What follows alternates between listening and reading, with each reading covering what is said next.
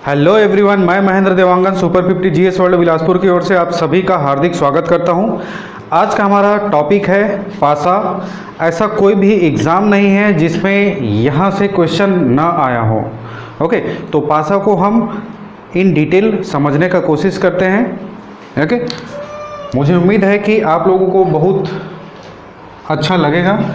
तो शुरुआत करते हैं। पासे की दो स्थिति होती है। एक पासा होता है आपका सामान्य स्थिति वाला पासा और दूसरा होता है आपका मानक पासा।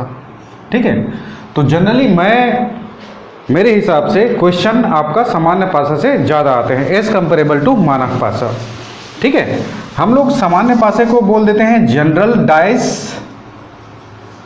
ठीक है, और मानक पासा को हम बोल देते हैं स्टैंडर्ड। ठीक है, तो हम समझ लेते हैं सबसे पहले कि सामान्य पासा क्या होता है। तो ध्यान दीजिएगा, मान लीजिए यह एक पासा है। ठीक है, अब इस पासे, आप जानते हैं पासे में कितने फलक होते हैं? 6 फलक होते हैं। तो यह 3 फलक आपको दिखाई दे रहा है और 3 फलक इसके जस्ट अपोजिट, ये इसके नीचे एक होगा, इसके अपोजिट में इधर होगा, इसके अपोजिट में उसके। ओके, ठीक है। अब मान लेते हैं यहाँ पर 2 है, यहाँ पर 5 है, यहाँ पर 3 है।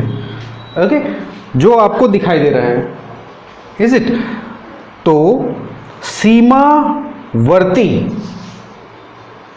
फलकों के अंकों का योग, किसी भी 2 सीमावर्ती फलकों के अंकों का योग यदि 7 आता है तो वह हमारा सामान्य पासा होगा।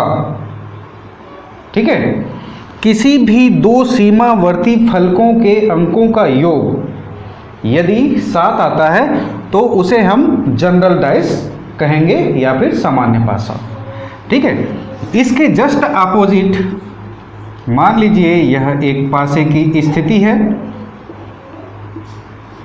ओके, और इसमें दिया है 2, यहाँ पर है आपका 3 और यहाँ पर है आपका 1। ओके, 1 2 3 जैसा भी आप देख रहे हैं। यदि मान लीजिए सीमावर्ती फलकों के अंकों का योग, 2 सीमावर्ती फलकों के अंकों का योग यदि 7 नहीं है तो यह क्या है? स्टैंडर्ड डाइस या फिर मानक पासा। अभी तक तो यह क्लियर होगा। उसके बाद फिर हम थोड़ा सा एक कदम और आगे चलते हैं। यदि क्वेश्चन आपको पूछा जाएगा कि 2 के नीचे या फिर 2 के विपरीत कौन सा अंक होगा? 2 आपका यहाँ पर है, उसके नीचे विपरीत यहाँ पर कौन सा अंक होगा? तो कौन सा अंक होगा? तो यहाँ पर तो पहले तो दिखाई दे रहा है 2 5 और 3, और नहीं दिखाई देने वाले में 1 6 और 4। तो इन तीनों में से कोई भी एक होगा। हम यहाँ पर कंफर्म नहीं कह सकते कि एक ही होगा या 6 होगा या 4 होगा, बट ये डेफिनेट है कि 1 6 और 4 इनमें से कोई एक होगा। ठीक है, यदि हम मानक पासा के बारे में बात करें तो मानक पासा में बहुत आसानी से बताया जा सकता है कि इसके नीचे कौन सा अंक होगा। ओके, यदि 2 के नीचे पूछेगा तो फिर 5 होगा, 1 के नीचे पूछेगा या फिर 1 के विपरीत पूछेगा तो फिर हम यहाँ पर बता सकते हैं 6 होगा, और 3 के विपरीत पूछेगा तो यहाँ पर हम बता सकते हैं 4। अब यहाँ पर आप बोलेंगे कि ये कैसे बताएं? तो ध्यान दीजिएगा, मानक पासा में सबसे ज़्यादा इम्पॉर्टेंट है, कोई भी संख्या दिया हुआ है उसके विपरीत या उसके अपोजिट यदि हम उसको योग करें तो 7 होना चाहिए। जैसे कि 2 और 5 हम देखें तो 7 हो रहा है, 6 और 1 हम देखें तो यहाँ पर भी 7 हो रहा है, 3 और 4 यहाँ पर भी हम देखें तो क्या हो रहा है? 7 हो रहा है। ठीक है, तो ये 7 वाला कॉन्सेप्ट दोनों में अप्लाई होगा। ठीक है, लेकिन ये थोड़ा सा अलग है और ये अलग है। अब मैं क्यों बोल रहा था आपको कि सामान्य पासे से ज़्यादा क्वेश्चन आएंगे, तो शायद वो चीज़ें क्लियर हो चुका होगा। ओके, अब हम इससे रिलेटेड कुछ क्वेश्चन को देखेंगे, क्वेश्चन को समझने का कोशिश करेंगे। हम एक ही पासे को 2 बार उछालेंगे तो वो कैसा आएगा, 3 बार उछालेंगे तो वो कैसा आएगा। उसके बाद फिर क्वेश्चन पूछेगा कि इसके नीचे या इसके विपरीत कौन सा अंक होगा या कौन सा कलर होगा। डेफिनेटली कलर भी यहाँ पर बता सकते हैं, कोई भी शब्द यदि लिखा है और कोई भी आपको मार्क दिया है, साइन दिया है या चिन्ह दिया है, तीनों में अलग अलग चिन्ह बना दिया, उसके अपोजिट कौन सा होगा करके, तो भी ऐसा क्वेश्चन आपको देखने को मिल सकता है। ठीक है, ओके।